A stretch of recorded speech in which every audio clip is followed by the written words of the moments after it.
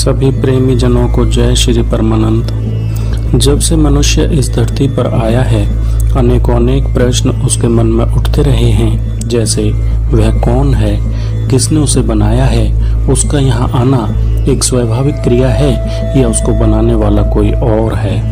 यदि उसको बनाने वाला कोई और है तो इसके पीछे उद्देश्य क्या है। इन्हीं सभी प्रश्नों को लेकर गुरु महाराज से प्रार्थना की तो यह इस चैनल के बनाने का उद्देश्य सिद्ध हुआ। आप सभी से प्रार्थना है कि स्वयं के कल्याण के लिए चैनल को सब्सक्राइब करें तथा अन्य औरों के भले के लिए शेयर अवश्य करें। जय श्री परमानंद। जैसे कबीर साहब कहते हैं, माला फेरु न कर फिरे जिविहा कहे न राम, मेरा सुमिरन हरि करे मैं पाऊं विश्राम। करना कुछ नहीं पड़ता है।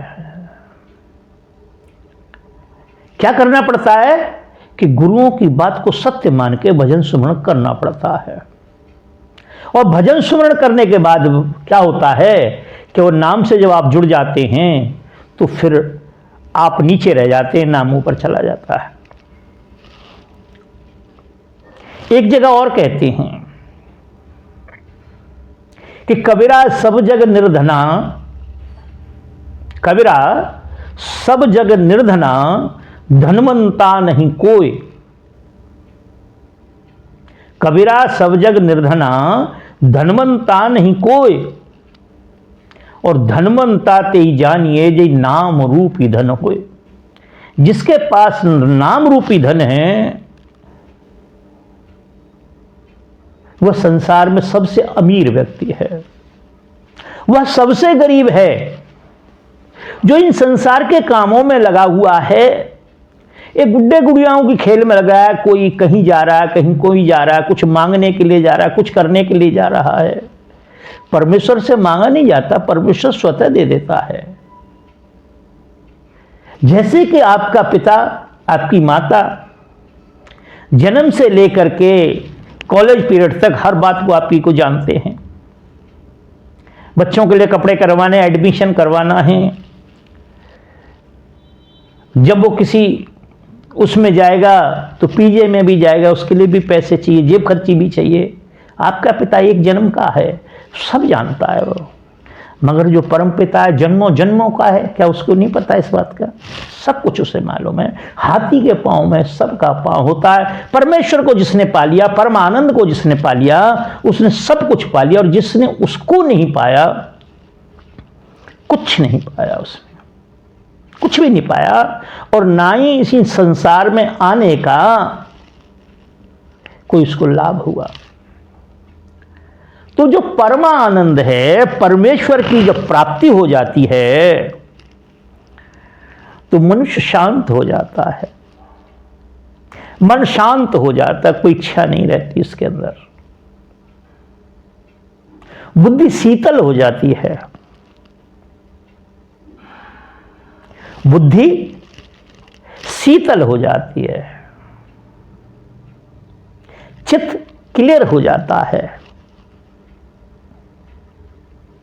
एवं संतोष में बदल जाता है।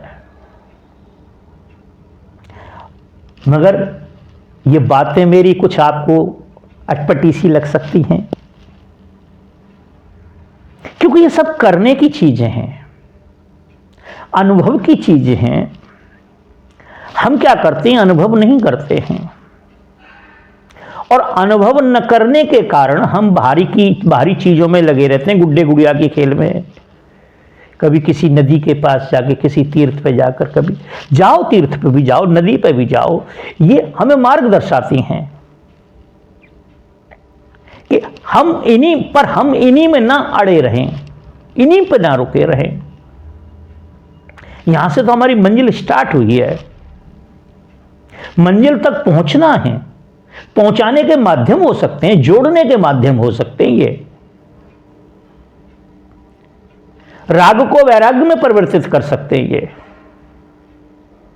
अज्ञान को ज्ञान में परिवर्तित कर सकते हैं, ये संतों तक पहुंचा सकते हैं। ये संत आगे क्या यात्रा कराते हैं।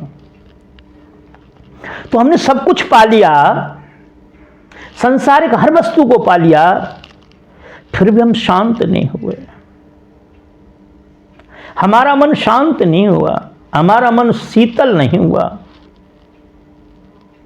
क्यों?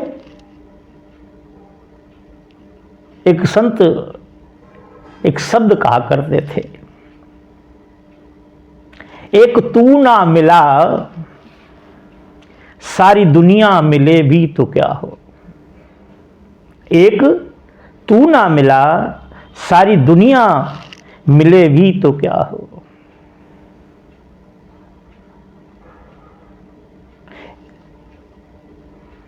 सारी दुनिया मिले भी तो क्या हो। एक तू ना खिला सारी बगिया खिले भी तो क्या हो। एक परमेश्वर नहीं मिला हमको, परमेश्वर की प्राप्ति नहीं हुई, सारे संसार के व्यसन प्राप्त हो गए, हमें ऐशो आराम के साधन प्राप्त हो गए। मगर मूल उद्देश्य के लिए हम जो आए थे यहां पे, जो हमें महापुरुषों ने, देवताओं ने जब प्रार्थना की तो कहा कि जाओ मृतलोक में, और मृतलोक में जाकर किसी संत की शरण में जाओ। संत उस परमेश्वर के मार्ग को जानते हैं क्योंकि उन्हें प्राप्त किया हुआ है। जैसे हमारे आदिगुरु शंकराचार्य जी, महावाक्य है उनका, अहम ब्रह्मास्मि, अहम ब्रह्मास्मि। तो वो ब्रह्म जो है, जो पार ब्रह्म है, वो परमेश्वर, वो मालिक है, वो नहीं मिला, सब कुछ मिल गया हमको। एक तू ना खिला सारी बगिया खिले भी तो क्या हो। हमारा मन प्रसन्न नहीं हुआ,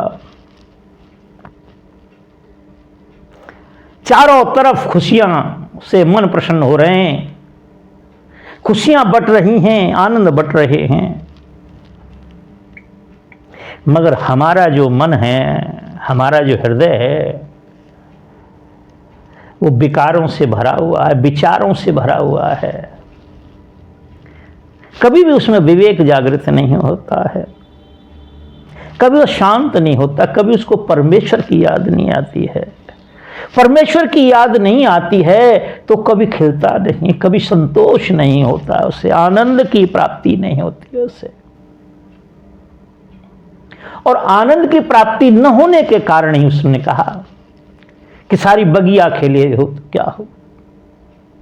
सारी बगिया भी खिल जाए क्या होगा उससे। सारा संसार भोजन किए लेटा हुआ है, सारा संसार भोजन करके लेटा हुआ है, हमें भोजन प्राप्त नहीं हुआ, क्या लाभ होगा उसका। हम तो भूखे हैं ना। यदि हमें भोजन प्राप्त हो जाए तब आनंद की अनुभूति होगी हमको। और ऐसे ही जब परमानंद की प्राप्ति हो जाएगी तो हमारा मन खिलने उठेगा, खिलखिला के आनंदित होने लगेगा। और आप देखना, ये वहम का ग्रहण कभी आपको नहीं लगेगा, आपके मन के ऊपर काम नहीं करेगा। ईर्ष्या का ग्रहण कभी भी आपके मन के अंदर नहीं आएगा।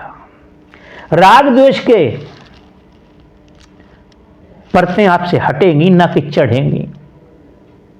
हमेशा आनंद रहेंगे, हर उसमें आनंद रहेंगे। तेरे कांटों से भी प्यार, तेरे फूलों से भी प्यार।